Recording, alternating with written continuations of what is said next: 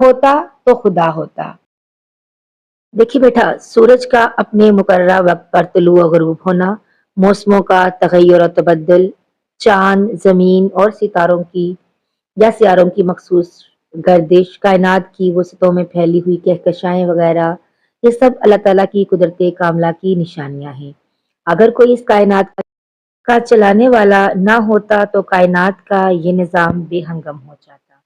दिन रात का फ़र्क मिट जाता। लेकिन दुनिया का निज़ाम निहायत ही नज़्म व ज़ब्त से चल रहा है, जो किसी बड़े मंसूबा साज़ की गममाज़ी करता है और वो सिर्फ़ और सिर्फ़ अल्लाह ताला ही की ज़ात हो सकती है। इस शेर के दूसरे मिसरे को देखें, जिसमें शायर जो है अल्लाह की सिफ़त गैब की तारीफ़ करता है कि बस ज़ाहिरी आँख से नज़र ना आने वाली ज़ात, उसने कायनात में जा बजा अपनी निशानियाँ रख दी हैं, जिन्हें देखकर अल्लाह की ज़ात पर ईमान लाया जा सकता है। हवाले का शेर देख लीजिए। खुदा ऐसे एहसास का नाम है, रहे सामने और दिखाई ना दे। या फिर आप यूं भी लिख सकते हैं कि लाख पर्दों में तू बेपर्दा, सौ निशानों में बेनिशान तू है। लाख पर्दों में है तू बेपर्दा, सौ निशानों में बेनिशान तू है। शेर नंबर 2 को देखते हैं। वही है मशरिक, वही है मगरिब, सफर करें सब उसी की जानिब।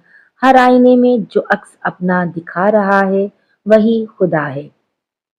बेटा इस शेर को देखें तो ये इस ख्याल की अक्कासी करता है कि खुदा हमागीर है और हर सम्त में पाया जाता है। इंसानी समझ से अल्लाह की ज़ात बालातर है। ये शेर भी इसी तसव्वुर पर रोशनी डालता है कि चाहे कोई सफ़र करे या देखे, तमाम रास्ते खुदा ही की तरफ जाते हैं। अगर हम इस चीज़ को दुरुस्त तस्लीम करें तो फिर मशरिक और मगरिब खुदा की अलामत की हर जगह मौजूदगी की निशानदही करते हैं। यानी मगरिब और मशरिक का जिक्र खुदा की तमाम समतों में मौजूद होने की निशानदही करता है, जो हर एक को अपनी तरफ सफ़र करने की दावत देता है। अल्लाह ने फरमाया है कि सबने लौट कर उसी की तरफ आना है। शेर का दूसरा मिसरा देखिए।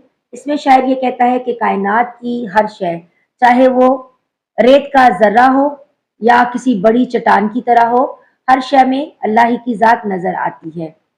जैसे आईने की अक्कासी की मंजरकशी इस ख्याल को पेश करती है कि हम जो कुछ देखते हैं वो खुदा ही की अक्कासी होती है।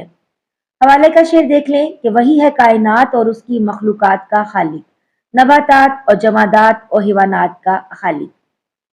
तो बेटा यूं समझ लीजिए कि हर एक इंसान को एक आईना की तरह